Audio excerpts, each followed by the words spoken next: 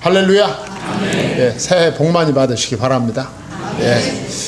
작년에는 그 송구영신 예배를 못 드렸습니다. 왜냐하면 1월 1일 날이 주일날이기 때문에 송구영신 예배가 생략됐었는데, 이번에는 송구영신 예배를 드리는 이 시간이 월요일이기 때문에 또 이렇게 한 해를 거르고 여러분들과 이 밤중에 이렇게 만나게 된 것 참 감사하고, 이 예배에 참석할 수 있도록 하나님이 여러분에게 믿음 주시고 또 건강 주신 것을 축하합니다.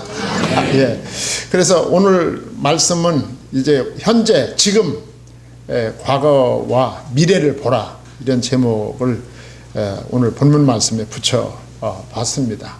지금 이 시간에 여기까지 인도하신 하나님의 역사를 봐라, 그 말이죠. 아멘. 과거입니다, 과거. 예. 하나님이 과거에 우리와 함께 해주셔서 현재 우리가 있는 것입니다. 그리고 이제 지금 우리는 이제 미래를 눈앞에 놓고 있습니다. 이 미래를 보는 눈을 우리가 가져야 된다, 그거죠. 미래는 아무나 보는 게 아닙니다. 하나님께서 그 미래를 보는 눈을 열어주실 때 우리는 미래를 볼 수가 있습니다. 여러분들이 잘 아시겠지만 그 미국의 그 52개 주가 있나요? 그 주 가운데 가장 큰 주가 알래스카 주입니다.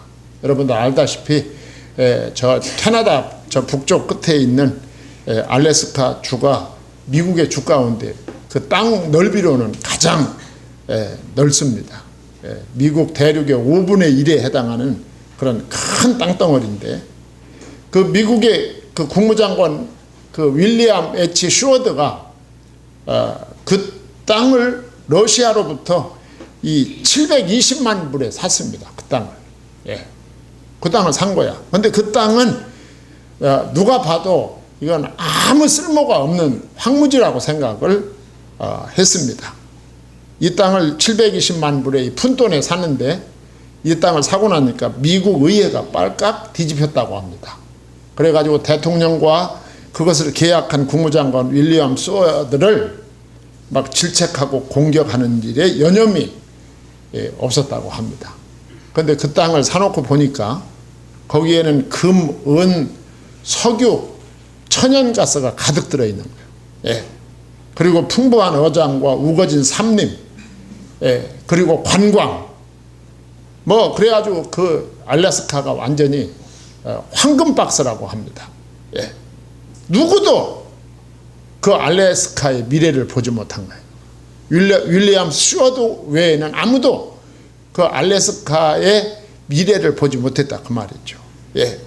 그 땅의 미래의 가치를 보는 눈을 가진 그 윌리엄 슈워드만 그 땅을 볼 수 있었다는 것이죠. 예. 그리스도인은 이 땅에 살지만 하나님의 나라라고 하는 그 미지의 세계, 미래의 세계를 바라보고 그것을 분별할 수 있는 안목을 가진 사람이 정상적인 그리스도인입니다. 아멘. 그래서 오늘 본문 말씀은 모세가 지나가 40년 동안 광야 여행을 했습니다. 과거입니다. 40년 동안 광야 생활을 마치고 이제 이스라엘 백성들에게 이제 마지막으로 요단을 건너서 가나안 땅에 가기 직전에 두 번째로 한 설교 중에 한 부분을 우리가 짤막하게 오늘 본문을 읽었습니다. 자, 근데 요지는 뭐냐 하면은 여호와를 경외하며 그의 모든 규례를 지켜라, 그 말이죠. 미래에 그 말이야. 너희들이 가나안 땅을 얻기를 원하느냐? 가나안 땅에 가서 하나님의 놀라운 은혜와 또 하나님이 주시는 복을 받기를 원하느냐? 그러면 먼저 하나님을 경외하라. 그리고 그의 모든 규례를 지켜라. 모세가 이렇게 마지막으로 늙어서 모세는 하나님 부름받을 때가 다 됐어요. 그 늙은 모세가 40년 동안을 이스라엘 백성들을 인도해온 그 모세가 이제 죽음을 얼마 앞두고 마지막으로 설교한 이 고별 설교 중에 한 부분이 오늘 본문 말씀입니다. 그 말이죠. 그래서 모세는 그 40년의 광야 생활을 해고하면서 이 하나님의 풍성한 은혜를 상기시키고 있는 거예요. 네. 그리고 앞으로 하나님의 도움을 받아 너희들이 가나안 땅에 가서 가나안을 정복하고 그 땅에서 하나님의 복을 누리기를 원하느냐? 그러면 너희들은 이렇게 살아라 하는 내용이 오늘 본문 내용입니다. 오늘 성찬식도 있고 또 축복기도도 있기 때문에 말씀을 간단하게 전하겠습니다. 제일 반가운 소식이 말씀을 간단하게 전한다는 말씀. 네. 자, 너희들이 가나안을 정복하고 그 땅에 가서 이 하나님의 복을 누리는 비결이 뭐냐? 첫째는 하나님의 말씀에 순종하라입니다. 할렐루야. 내가 오늘 명하는 모든 명령을 너희는 지켜 행하라. 다른 말로 말하면 너는 하나님의 명령에 순종하라. 예. 이 명령은 하나님께서 시내산에서 이스라엘 백성에게 주신 그 율법의 전반을 가리키는 겁니다. 다시 말하면 신명기에 기록된 하나님의 말씀을 가리키는 거예요. 순종하라. 하나님의 말씀에 순종하라는 거예요. 자, 너희가 순종하면 받게 되는 것 세 가지가 있다. 예. 순종하면 받게 되는 것 세 가지가 있는데, 그리하면 너희가 살게 될 것이다. 할렐루야. 그리고 두 번째는 번성하게 될 것이다. 그리고 세 번째는 끝에 그것을 차지하게 될 것이다. 할렐루야. 예, 설명이 필요한가요? 설명이 필요 없어요. 하나님의 말씀에 순종하라. 순종하는 것이 너희가 사는 것이다, 그 말이죠. 하나님의 택함을 받은 사람은 하나님의 말씀을 따라 사는 것이 그게 사는 겁니다. 그게. 하나님의 말씀을 순종하지 않는 것은 사는 것이 아니에요. 그게 살게 될 것이고, 하나님의 말씀에 순종하며 사는 삶이 너희들에게는 풍요를 가져오게 될 것이다. 번성하게 될 것이다. 그리고 마침내 맹세하신 땅에 들어가서 그것을 차지하게 될 것이다. 신불신을 막론하고 가장 중요한 것이 뭐냐? 순종입니다. 신앙생활에 있어서 가장 중요한 것은 하나님의 말씀에 그 누가 뭐라고 해도 순종하는 것보다 중요한 것이 없다. 여러분, 주 예수를 믿습니까? 아멘. 순종하십시오. 아멘. 그러면 세 가지를 얻게 될 것입니다. 첫째, 살고, 둘째, 번성하고, 셋째, 차지하게 될 것이다. 새해에 하나님의 이런 놀라운 은혜가 여러분들에게 있기를 바랍니다. 아멘. 자, 그 다음에 두 번째는 고난의 이유를 묵상하라. 예, 제가 이렇게 두 번째 대지를 뽑았어요. 고난의 이유를 묵상하라, 그 말이에요. 우리가 이제 살다 보면은 다 좋은 일만 있는 것은 아닙니다. 물론 2018년도에도 좋은 일만 있지는 않아요. 예. 제가 늘 말씀드리지만 사람은 연약하기 때문에 좋은 일만 있을 수가 없어요. 어려운 일도 있을 것입니다. 오늘 모세는 죽음을 앞두고 이스라엘 백성들에게 마지막 말씀을 주시면서 2절 상반절에 내 하나님 여호와께서 이 40년 동안에 내게 광야길을 걷게 하신 것을 기억하라 그랬어요. 하나님께서 왜 너희들에게 광야길을 걷게 하셨는지 기억하라, 그 말이에요. 가데스 바네아에서 하나님을 불신하고 원망한 징벌로 11길을 40년 동안 유리방황하게 하셨습니다. 이게 민수기 14장의 이야기입니다. 그런데 하나님께서 기억하라고 하셨어요. 기억하라. 이 40년 동안 내게 광야길을 걷게 하신 것을 기억하라. 예, 기억하라, 묵상하라, 그 말이에요. 한번 생각해봐라, 그 말이죠.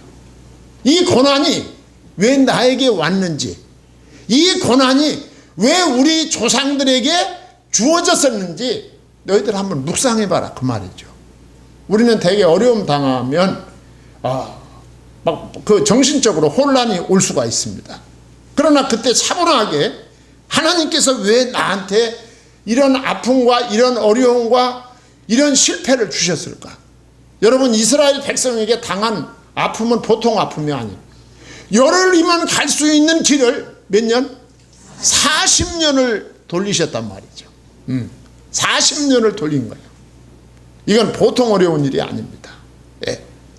그러면 이것을 기억하라 하신 의도가 무엇일까? 의도가 있습니다. 너희가 배부르고 등 따실 때 여호와를 기억하라 그 말이에요. 그때 배부르고 등 따실 때가 우리가 영적으로는 가장 큰 위기입니다. 그게 위기야. 그때 여호와를 버리면 안 된다.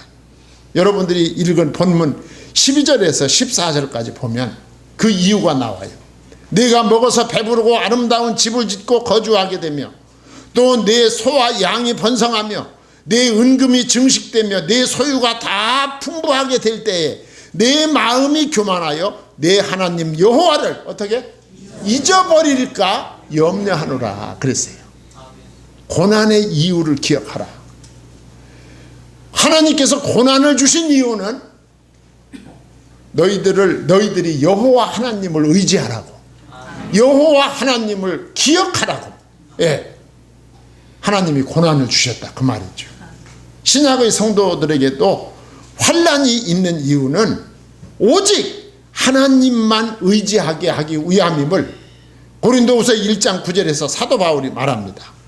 우리는 우리 자신이 사형 선고를 받은 줄을 알았으니 이는 우리로 자기를 의지하지 말고 오직 죽은 자를 다시 살리시는 하나님만 의지하게 하려 하심이라. 그래서 우리가 고난당할 때 하나님을 찾게 됩니다.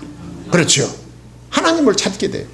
하나님이 고난을 주신 이유는 하나님만 의지하라, 하나님만 믿어라, 하나님만이 이 문제의 해답이다, 그걸 보여주기 위해서 하나님이 우리에게 고난을 주시니 고난의 시기에 묵상하라 그랬어요. 그 다음에는 두 번째 이야기는 2절 중간에 보면 고난은 겸손의 시험입니다. 뭐라고 했어요? 이는 너를 낮추시며 너를 시험하사 그랬어요. 예. 40년간 광야를 방황케 한 것은 아까도 말씀드렸듯이 불순종의 대가입니다. 첫째 이유는 불순종의 대가였지만 그 시간은 무의미한 시간이 아니다 그 말이죠. 40년 동안 방황한 것이 아무 의미 없는 시간이 아니다. 예. 우리 그리스도인들이 고난당할 때 그 고난의 시간을 허비하는 것만은 아니다 그 말이죠. 그 의미 있는 시간이다 그 말이에요. 그 어떤 의미가 있는 시간이냐? 그 시간은 우리 주님께서 나를 연단시키는 훈련의 기간으로 삼으셨다 그 말이죠. 연단시키는 훈련의 기간으로 삼았다. 나를 날카롭게 가는 시간이야. 가는 시간. 그래서 낮추신다는 말을 반복적으로 사용하고 있어요. 2절과 3절과 16절에 똑같이 낮추신다는 말이 계속 반복됐어요. 우리가 사람이 참 어려워지면 내가 아무것도 아니구나. 예. 나도 별거 아니구나. 깨닫게 되는 거죠. 예. 겸손해지는 거예요. 진짜 어려우면. 하나님은 백성들을 광야 생활하게 하신 것은 백성들을 골탕 먹이려는 그 불의한 목적이 아니었다 그 말이죠. 그 기간은 너희들에게 절대로 나쁜 시간이 아니다. 왜? 사람이 고난을 당하면 자신의 무능을 깨닫게 되고 자신을 낮추면서 하나님을 붙잡게 된다 그 말이죠. 여러분, 사단의 유혹을 아십니까? 사단의 유혹. 사단이 우리들을 어떻게 유혹하는지 아십니까? 사단은 성경에 보면 우리를 지켜 세웁니다. 나를 막 지켜 세워요. 지켜 세워서 나를 교만하게 만듭니다. 자고하게 만들어요. 여러분 창세기 3장에 보면 아담과 하와에게 뱀이 나타나요. 뱀이 나타나서 아담에게 뭐라고 말합니까? 너희가 선악과를 먹어라 그러면 선악과를 먹어라 그러죠. 하나님은 선악과를 먹지 말라고 하셨습니다. 하나님이 먹지 말라고 했지만 너 선악과 먹으란 말이야. 내가 먹는 날에는 뭐가 밝아져? 내 눈이 밝아져서 내가 누구같이? 하나님과 같이 될 거야. 이게 사단의 전략입니다. 예. 막 우리를 칭찬하고 우리를 막 그냥 막 높여가지고 결국은 하나님급으로 그냥 만들어버린단 말이죠. 이게 사단의 전리. 창세기 11장 4절에 바벨탑을 쌓는 친구들이 뭐라고 했어요? 바벨탑을 쌓는 사람들이 자, 성과 대를 쌓아 하늘에 닿게 하여 누구 이름을 내자? 우리의 이름을 내자 그랬어요. 이게 사단의 전략입니다. 우리 이거 조심해야 돼. 이게 조심해야 됩니다. 우리가 영적으로도 우리가 잘 되고 모든 사람이 나를 향하여 박수를 치고 칭찬을 해줄 때가 영적으로 가장 큰 위기입니다. 그때일수록 우리가 낮아지고 그때일수록 겸손해야 된다. 예. 우리는 주님의 이름을 높이고 그 앞에서 주님 앞에서 발에 신을 벗는 이 겸손한 자세가 우리에게 필요하다. 우리 주님은 고난을 통해서 우리에게 겸손을 가르쳐 주신다 그 말이에요. 그 다음에는 2절 하반절에 보면 고난은 순종의 시험입니다. 네 마음이 어떠한지 그 명령을 어떻게 지키는지 지키지 않는지 알려 하심이라 그랬어요. 하나님의 백성들을 하나님은 어디로 내몰았어요? 광야로 내몰았어요. 그 광야. 예. 제가 가끔 말씀드리지만 그 광야는 인간이 생존할 수 있는 곳이 아닙니다. 그러면 광야가 아니에요, 거기는. 예. 광야는 말이 광야지 사막이에요, 사막. 사막에서는 사람이 생존할 수가 없어요. 정상적으로는 생활할 수가 없는 거예요. 사람이 살려면 적어도 3가지 요소가 있어야 돼요. 첫째는 농사지을 땅이 있어야 되고, 둘째는 기온이 맞아야 되고, 셋째는 물이 있어야 되는 거예요. 예. 사막에는 이 3가지가 없어요. 3가지가. 이 3가지가 없으면 사람이 거기서 살 수가 없어요. 그런데 하나님께서 이스라엘 백성들을 그 사람이 살 수 없는, 생존할 수 없는 광야로 이끄신 거예요. 광야로. 예. 그 사람이 살 수 없는 곳에서 하나님의 은혜로 살아야 그때 사람들은 아, 우리가 하나님의 은혜로 산다고 느낄 수 있는 거예요. 그때. 예. 사람이 살 수 있는 곳으로 인도했으면 사람들은 하나님의 인도하심이라고 생각하지 않는 거예요. 그게. 예. 여기는 하나님이 도와주시지 않아도 누구든지 살 수 있는 곳이야. 그 간사한 사람들이 그렇게 생각하죠. 하나님은 우리를 도우실 때에도 이렇게 도우시는 거야. 요거는 부정할 수 없이 요건 하나님의 도우심이라고 말할 수밖에 없는 상황 속에서 하나님이 우리를 도우시는 거죠. 예. 아무도 그거를 부인할 수 없는 상황을 만드시고 그 상황 속에서 하나님이 우리를 도우신단 말이에요. 예. 그래서 백성들이 그 광야에서 사람이 살 수 없는 그 광야에서 할 수 있는 일은 양자택일 둘 중에 하나를 택하는 것 뿐이었어요. 뭐냐 하면 하나님을 믿든지 안 믿든지야. 예. 이 둘 중에 하나를 택할 수밖에 없어요. 그런데 사람이 살 수 없는 그 거친 광야에서 이스라엘의 선택은 하나님을 믿을 수밖에 없는 환경인 거야. 고난은 우리에게 이걸 갖다 주는 거죠. 예. 이 선택을 위해 하나님은 이스라엘 백성을 광야로 인도하신 거예요. 하나님의 말씀을 순종할 실력의 유무를 드러내요. 그들이 우상숭배하고 하나님을 멀리 떠났던 사실을 회개시키기 위해서 하나님은 그들을 광야로 내모른 거예요. 여러분, 이 세상은 광야와 같습니다. 광야와 같아요. 예. 이 세상은 광야 같습니다. 여러분, 누가 일하지 않으면 누가 돈 한 푼 주지 않습니다. 여러분한테 밥을 주지 않아요. 누가 일하지 않으면. 예. 얼마 전에 돌아가신 우리 윤유선 권사님의 말씀을 제가 지금도 기억하는 것이 많아요. 그 권사님은 이제 80 몇 세 연세가 많으셔서 돌아가셨는데 우리 교역자들을 초대해 가지고 식사하는 것을 그렇게 좋아하셨어요. 그럼 목사님 언제 시간 돼요? 그러면서 우리 교역자들을 다 이끌고 식당으로 갑니다. 본인은 그 권사님은 젊은 교역자들하고 식사하는 게 그렇게 재밌대요. 그러면서 자기가 내가 예수님을 믿고 내가 하나님의 자녀이니까 우리 젊은 목사님들하고 식사를 하자고 할 수 있지. 아니 내가 길에 서가지고 지나가는 젊은이들한테 밥 먹자고 하면 웬 미친 할매가 나더러 밥 먹자고 할 거 아니냐 그거야. 그렇죠. 예.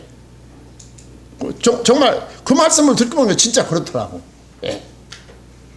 그러니까 이게 밥 먹을 사람이 있는 것도 큰 축복인 거야 이게. 예. 정말 그렇더라고 보니까. 예. 이 광야 같은 세상에 우리가 살고 있어요 진짜로. 예. 이 광야 아무도 없어요. 사람이 많지만 정말 내가 만날 수 있는 사람이 그렇게 많지 않아요. 광야와 같아요. 예. 하나님이 자신을 향해 무엇을 원하는지 우리 그리스도인들은 이 광야 같은 세상에서 항상 분별하려는 신앙을 가져야 되는 거예요.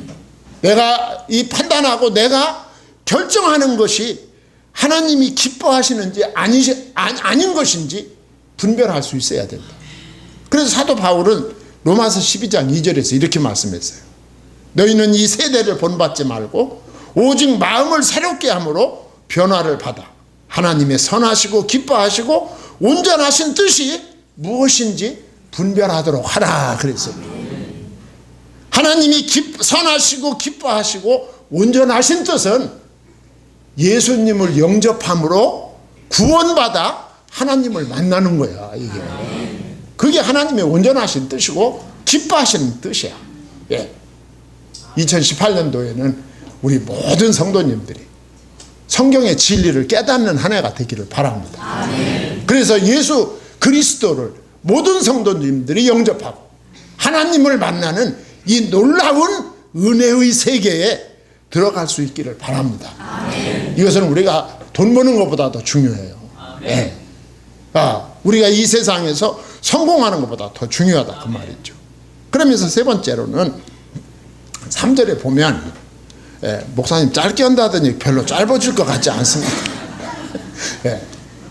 자, 세 번째는 고난과 기적의 이유를 발견하다. 제가 그렇게 제목을 뽑았어요. 자, 보세요. 아까 위에서 한 말씀 또 하십니다. 3절 상반절에 너를 낮추시며 너를 줄이게 하시며 그랬어요. 예. 자, 너를 낮추시며 너를 줄이게 여러분 배고파 보셨어요? 이거요. 배고픈 거 참기가 쉽지 않습니다. 너를 낮추시며 너를 줄이게 하시며 이게 보통 일이 아니죠. 광야에서 길을 잃고 방랑 생활 중에 하나님에 대한 자세가 어떤지 하나님 알고 싶은 거예요. 이 사람이 정말 낮아질 수밖에 없는 환경에서 이 사람들이 정말 배고픈 상황에서 하나님에 대한 어떤 반응을 보이는가. 우리 하나님도 잘못된 때 보면 짓궂은 면이 있어요. 예. 알고 싶은 거예요 그게. 예. 정말 광야에서 먹을 것과 마실 물이 없을 때 막 알죠 여러분들. 출애굽기에 민수기에 먹을 것과 마실 물이 없을 때 이 이스라엘 백성 하나님의 백성들이 어떤 반응을 보이는지 하나님이 알기를 원하신 거예요. 우리가 어려움 당할 때 우리가 정말 그때 하나님 앞에 그때가 진짜 점수를 딸 수 있는 가장 좋은 시기가 되는 거야. 믿기를 바랍니다. 그때 하나님은 내가 어떤 자세를 취하는지 보고 싶은 거야 하나님이. 이런 상황에서 내가 정말 낮아질 수밖에 없고 내가 배가 고파 죽게 되는 이런 상황에서 가장 바람직한 자세는 하나님의 도우심과 하나님을 의지하는 자세입니다. 아멘. 이 자세가 어떤 자세냐 하면 믿음과 기도의 자세인 거야. 아멘. 믿음과 기도의 자세. 믿기를 바랍니다. 이런 자세를 갖는 거예요. 우리는 불가피하게 육신을 가지고 사는 동안에는 어려운 일 당할 수밖에 없어요. 그때 믿음과 기도의 자세를 하나님께 보여드리는 거예요. 하나님이 그거 보고 싶은 거죠. 그러면서 3절 중간에 보면, 자, 이제 아주 중요한 얘기, 여러분들이 가장 좋아하는 얘기가 나와요. 또 너도 알지 못하며 네 조상들도 알지 못하던 뭐? 만나를, 이렇게 만나, 경제입니다. 경제. 예, 예. 만나란 전무후무한 초자연적인 양식이었음을 시사해 주는 거예요. 너도 알지 못하며 네 조상들도 알지 못했다, 이 만나를. 예. 이건 전무후무한 일이다. 진짜 없었어요, 과거에도. 그리고 광야 생활 이후에도 지금까지 없습니다. 전무후무한 거죠. 예. 이 만나를 자연적인 소산물로 생각하는 것을 허용치 않는다는 말씀이에요, 이 말씀. 예. 이 만나는 절대로 자연의 소생물이 아니다. 하나님이 초자연적으로 주신 것이다, 그 말이에요. 자연적인 소생물이면 그 전에도 있어야 되고 그 후에도 있어야 되는 거죠. 예. 그런데 오늘 말씀은 너도 알지 못하며 네 조상들도 알지 못하던 만나를 내가 너한테 주겠다. 자, 이 만나에 대해서 이렇게 강조적으로 말씀하는 것을 보니까 뭔가 느껴지는 게 있어야 돼. 이때쯤은 이제 느껴지는 게, 그 구속사적으로 복음적으로 느껴지는 메시지가 우리 앞에서 반짝반짝 돌아가야 되는 거예요. 자, 이 백성들이 뭐라 하겠어요? 출애굽기 16장 15절에 보면 만나를 보고 이것이 무엇이냐 그랬어요. 예. 이것이 무엇이냐. 그 만나의 초자연성, 그 만나의 전무후무성을 여실히 드러내주고 있어요. 자, 그러면서 하나님이 만나를 주셨다, 너희들에게. 너도 알지 못함. 너희들이 이제 하나님께서 정하신 점수를 따면 너도 알지 못하고 네 조상들도 알지 못하던 특별한 양식을 줄 것이다. 그게 뭐다? 만나다. 예, 만나다. 만나를 주실 것이다. 자, 3절 하반절에, 예, 이제 얼마 안 남았는데 이 말씀을 여러분들이 꼭 붙잡아야 돼요. 만나를 주신 이유를 밝히고 있어요. 내게 먹이신 것은, 그 만나를 내게 먹이신 것은 사람이 떡으로만 사는 것이 아니요 여호와의 입에서 나오는 모든 말씀으로 사는 줄을 내가 알게 하려 하심이니라. 자, 이 만나에 대해서 설명을 하고 있는 거예요, 지금 모세가. 하나님께서 만나를 너에게 먹이신 것은 사람이 떡으로만 사는 것이 아니다. 여호와의 입에서 나오는 말씀으로 사는 것이다. 여러분, 이 말씀을 어디서 들어본 기억이 나지 않습니까? 예. 예수님의 마태복음 4장에 보면 예수님이 40일을 금식하고 났을 때, 그 사단이 나타나가지고 너는 하나님의 아들이니까 이 돌들이 떡이 되게 해서 먹으면 될 거 아니냐, 그렇게 말했더니 예수님이 그때 인용하신 말씀이 본문 말씀인 거야. 사람이 떡으로만 사는 것이 아니요 여호와의 입에서 나오는 모든 말씀으로 사는 줄을 내가 알게 하려 하심이니라. 인간에게 가장 필요한 것이 무엇인지를 대꾸법으로 나타내고 있는 거예요. 예. 물질적인 떡만이 사람의 생명을 유지하는데 필요한 힘을 주는 것이 아님을 밝히고 있는 거죠. 예. 사람이 살아가는 데에는 육신적인 물리적인 양식만 필요한 것이 아니다.